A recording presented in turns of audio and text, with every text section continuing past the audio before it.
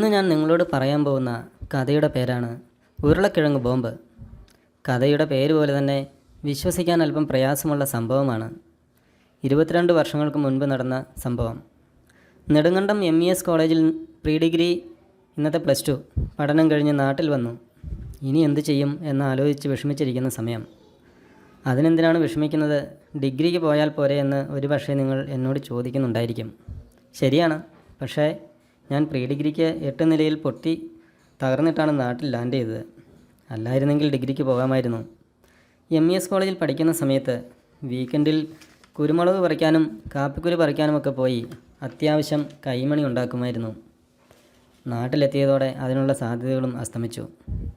ഇനി ബീഡിയും സിഗരറ്റും വലിക്കാൻ എന്തു ചെയ്യും? ഈ പ്രീ ഡിഗ്രി തോറ്റവരുടെയൊക്കെ ലൈഫിൽ എന്തൊക്കെ പ്രതിസന്ധികളാണ് ഉണ്ടാകുന്നത്.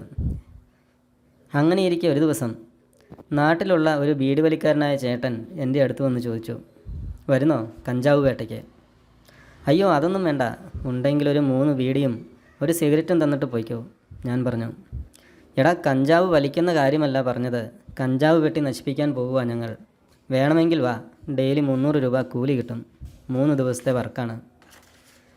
അന്ന് 300 രൂപ എന്ന് പറയുമ്പോൾ ഒരു കൂലിപ്പണിക്കാരൻ്റെ ഒരു ദിവസത്തെ വരുമാനത്തിൻ്റെ 3 ഇരട്ടിയാണ്. 30 രൂപയുണ്ടെങ്കിൽ അന്ന് ഹോട്ടലിൽ നിന്നും ഒരു ഊണ് കഴിക്കാം.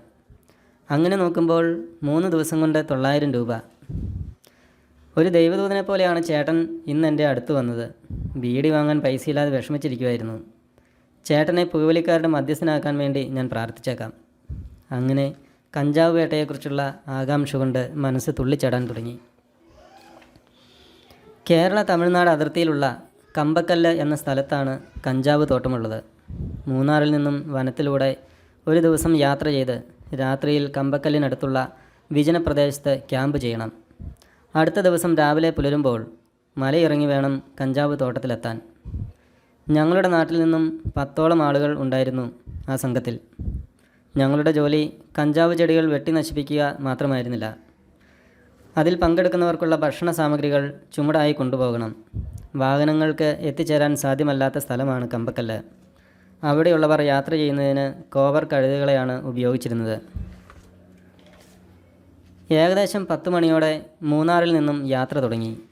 200 പോലീസുകാരും 100ഓളം മറ്റു ഉദ്യോഗസ്ഥരും IG, കളക്ടർ തുടങ്ങിയ മറ്റ് റവന്യൂ ഉദ്യോഗസ്ഥരും ഉൾപ്പെടെ ഏകദേശം 400-500 ആളുകളുണ്ട്. ടോപ്പ് സ്റ്റേഷൻ വട്ടവടയൊക്കെ കടന്ന് വീണ്ടും വനത്തിലൂടെ ദുർഘടമായ യാത്ര വളരെ സാവധാനമായിരുന്നു. ഉച്ച കഴിഞ്ഞതോടുകൂടി വാഹനങ്ങളിൽ യാത്ര ചെയ്യാവുന്ന റോഡ് അവസാനിച്ചു. പിന്നീട് അങ്ങോട്ട് കഷ്ടപ്പാടായിരുന്നു. തലയിൽ ഭാരമുള്ള ചുമടുമായി കാടും മലയും കയറണം. പരിചയമില്ലാത്ത ജോലി ആയതുകൊണ്ട് വല്ലാതെ മടുത്തു. സന്ധ്യ ആയപ്പോഴേക്കും അന്ന് ടെൻറ്റ് അടിച്ച് താമസിക്കേണ്ട സ്ഥലത്തെത്തി. ഞങ്ങൾ ജോലിക്കാർക്ക് ടെൻറ്റൊന്നും ഉണ്ടായിരുന്നില്ല. ഞങ്ങളെല്ലാവരും ഓരോ കാലിച്ചാക്കിൻ്റെ ഉള്ളിൽ ഉറക്കം അഡ്ജസ്റ്റ് ചെയ്തു. മൂന്നാറിന് തോൽപ്പിക്കുന്ന തണുപ്പ്. പിന്നീടാണ് അറിഞ്ഞത് അവിടെ നിന്നും കൊടൈക്കനാലിലേക്ക് അധികം ദൂരം ഉണ്ടായിരുന്നില്ലെന്ന്. ഒരുവിധം നേരം വെളുപ്പിച്ചു. വെളിമ്പ്രദേശത്ത് കക്കൂസിൽ പോക്ക്. അപ്പോൾ തോന്നി ഈ ലോകം ഒരു കക്കൂസാണെന്ന്.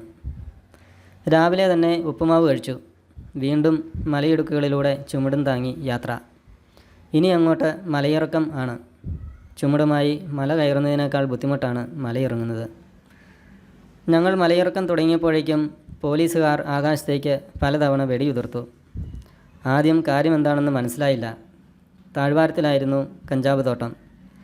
വെടിശബ്ദം കേട്ട് തോട്ടത്തിലെ ജോലിക്കാർ അവിടം വിട്ടു പോകുന്നതിന് വേണ്ടിയാണ് ആകാശത്തിലേക്ക് വെടിയുതിർത്തത്.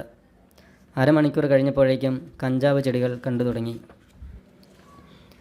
നമ്മുടെ നാട്ടിലെ ബന്ദിപ്പൂ ചെടിയുടെ ഇലയുമായി വളരെ സാമ്യമുള്ള ഇലകളായിരുന്നു കഞ്ചാവിൻ്റേത്. നീലച്ചടയൻ കഞ്ചാവുകൾ വിളയുന്ന സ്ഥലം. അതിവിശാലമായ തോട്ടം. ഇന്ന് പാകിയ മുളച്ചു പൊങ്ങാത്ത വിത്തുകൾ മുതൽ എല്ലാ പ്രായത്തിലുമുള്ള ചെടികൾക്കായി പ്രത്യേകം തോട്ടങ്ങൾ. 1 മാസം മുതൽ വർഷങ്ങൾ വരെ പഴക്കമുള്ള ചെടികൾ.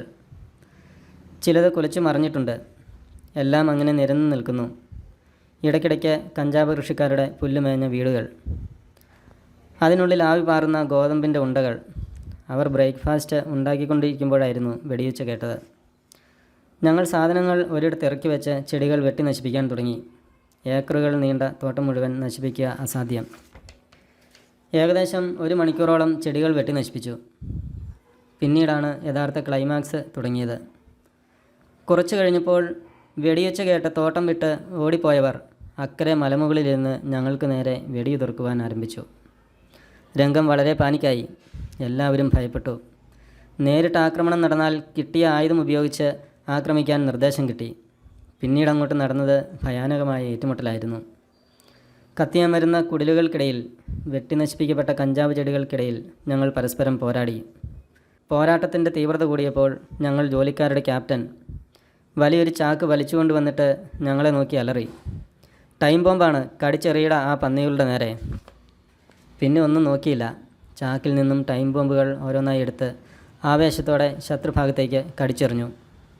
സമയം കിട്ടിയിരുന്നെങ്കിൽ ഇന്ത്യ പാക് യുദ്ധത്തെക്കുറിച്ച് എന്തെങ്കിലും ഓർക്കാമായിരുന്നു. പക്ഷേ ടൈം കിട്ടാത്തതുകൊണ്ട് വേറെ ഒന്നും ചിന്തിച്ചില്ല. മിനിറ്റുകൾക്കുള്ളിൽ ചാക്ക് കാലിയായി. അധികം താമസിയാതെ പോര് അവസാനിച്ചു. കേരള പോലീസിൻ്റെ വെടിശബ്ദത്തിന് മുന്നിലും ഞങ്ങളുടെ ടൈം ബോംബ് ആക്രമണത്തിൻ്റെ മുന്നിലും അവർക്ക് പിടിച്ചു നിൽക്കാൻ കഴിഞ്ഞില്ല. അവന്മാർ വീണ്ടും തോറ്റോടി. പിന്നീട് അധികം സമയം അവിടെ നിന്നില്ല. കഞ്ചാവ് ചെടികൾ പാതി പോലും നശിപ്പിച്ചിരുന്നില്ല. ഉദ്യോഗസ്ഥർ വെട്ടി നശിപ്പിച്ച ചെടികൾക്ക് മുന്നിൽ നിന്നും കുറേ ഫോട്ടോ എടുത്തു. ഇനിയും അവിടെ നിൽക്കുന്നത് പന്തിയല്ലെന്ന് എല്ലാവർക്കും മനസ്സിലായി. ഉച്ചയോടെ എല്ലാവരും മല കയറി. മലകയറ്റം എളുപ്പമായിരുന്നു. തിരികെ ചുമന്നുകൊണ്ട് പോകാൻ സാധനങ്ങളൊന്നും ഉണ്ടായിരുന്നില്ല. തിരികെ വരുമ്പോൾ കൂടെ ഉണ്ടായിരുന്ന ഒരു പണിക്കാരൻ ചേട്ടൻ ഞങ്ങളുടെ ക്യാപ്റ്റനോട് ചോദിച്ചു, "അല്ല ആശാനെ, ഈ ടൈം ബോംബ് കണ്ടാൽ ഉരുളക്കിഴങ്ങ് പോലുണ്ട്." മറ്റൊരാൾ പറഞ്ഞു, "കാണാൻ മാത്രമല്ല ചേട്ടാ, ടേസ്റ്റും ഉരുളക്കിഴങ്ങിൻ്റേതുപോലെ തന്നെ." അദ്ദേഹം പല്ലുകൾക്കിടയിൽ കുടുങ്ങിയ ഒരു ഉരുളക്കിഴങ്ങിൻ്റെ ഇല വായിൽ നിന്നും പുറത്തെടുത്തു. വേറൊരു ചേട്ടൻ മറ്റൊരു സംശയം ചോദിച്ചു, "ഈ ടൈം ബോംബൊക്കെ ടൈം സെറ്റ് ചെയ്തല്ലേ പൊട്ടിക്കുന്നത്? നമുക്ക് ടൈം ഇല്ലാത്തതുകൊണ്ടാണോ അതിൻ്റെ പിന്ന് കടിച്ചൂരി എറിഞ്ഞത്?" ഒടുവിൽ ഞങ്ങളുടെ ക്യാപ്റ്റനും സൂപ്പർവൈസറുമായ അദ്ദേഹം വായി തുറന്നു. "എടാ കിഴങ്ങന്മാരെ, അത് ഒറിജിനൽ ഉരുളക്കിഴങ്ങായിരുന്നു. നമ്മളത് അവിടെ കാലിയാക്കിയില്ലെങ്കിൽ അതിൻ്റെ കാശും കിട്ടത്തില്ല. നിങ്ങളെക്കൊണ്ട് അത് മുഴുവൻ തിരിച്ച് ഈ മല മുഴുവൻ കയറ്റി കഷ്ടപ്പെടുത്തിയേനെ. ഇതിപ്പോൾ ഒരു പൊട്ടാറ്റോ ബോംബിന് 2 പക്ഷി. എനിക്ക് കാശും കിട്ടും, നിങ്ങളുടെ പണിയും എളുപ്പം." അങ്ങനെ ആ സത്യം ഞങ്ങൾക്ക് മനസ്സിലായി. പെട്ടെന്ന് തന്നെ ഞങ്ങളുടെ മനസ്സിൽ നിന്നും ഇനിയും പൊട്ടാതിരുന്ന ടൈം ബോംബുകൾ നിർവീര്യമായി. അല്ലായിരുന്നെങ്കിൽ തിരിച്ച് നാട്ടിൽ ചെല്ലുമ്പോൾ നാട്ടുകാരെ വല്ലതും കാര്യമായി പറഞ്ഞ് കേൾപ്പിക്കാമായിരുന്നു. വർഷങ്ങൾക്ക് ശേഷം വീണ്ടും ഈ സ്ഥലം ഞാൻ ഒരു സുഹൃത്തിനൊപ്പം സന്ദർശിച്ചു. അദ്ദേഹത്തിന് നീലച്ചടയൻ കഞ്ചാവ് തോട്ടങ്ങൾ കാണണമെന്ന് ഒരേ നിർബന്ധം. പക്ഷേ അവിടെ എത്തിയ ഞങ്ങൾ കണ്ടത് മറ്റൊരു കാഴ്ചയായിരുന്നു. കഞ്ചാവ് ചെടികൾക്ക് പകരം മുഴുവൻ ഉരുളക്കിഴങ്ങ് തോട്ടം. കഞ്ചാവ് പണിക്കാരെല്ലാം ഇപ്പോൾ ഉരുളക്കിഴങ്ങ് കർഷകരായി തീർന്നിരിക്കുന്നു. ഉരുളക്കിഴങ്ങ് ചെടികളുടെ ഒരു വനം. കർഷകർക്ക് ആവശ്യത്തിന് വിത്തുകൾ യഥാസമയം എത്തിച്ചു നൽകിയാൽ ആരും കഞ്ചാവ് തൈകൾ നടാൻ പോകില്ല. എല്ലാവരും ഇവരെ പോലെ അവാർഡ് ലഭിക്കാത്ത കർഷക സ്ത്രീകളാവും. ഇതാണ് കഥ. ഇനി നിങ്ങളോട് യഥാർത്ഥ സംഭവം പറയണമല്ലോ, അല്ലെങ്കിൽ എനിക്ക് ഉറക്കം വരില്ല. സത്യം ശരിയാണ്, കഞ്ചാവ് വേട്ടയിൽ പങ്കെടുത്തിരുന്നു. 10 കിലോയുടെ ഒരു അരിച്ചാക്കും ചുമന്നാണ് ഞാൻ നടന്നിരുന്നത്. പറഞ്ഞതുപോലെ ഏറ്റുമുട്ടലൊന്നും ഉണ്ടായില്ല. അവർ ഓടിയ വഴിക്ക് ഒരു ഉരുളക്കിഴങ്ങ് പോലും മുളയ്ക്കാൻ സാധ്യതയില്ല. തിരിച്ചു വന്നപ്പോൾ 900 രൂപയും ചുമന്നുകൊണ്ട് നടന്ന 10 കിലോ അരിയും കിട്ടി. എനിക്കും സന്തോഷം, വീട്ടുകാരും ഹാപ്പി. പക്ഷേ അടുത്ത 3 ദിവസത്തേക്ക് അരിച്ചാക്ക് തലയിലിരിക്കുന്നത് പോലുള്ള ഒരു തോന്നലായിരുന്നു. കഥ കേട്ട എല്ലാവർക്കും നന്ദി.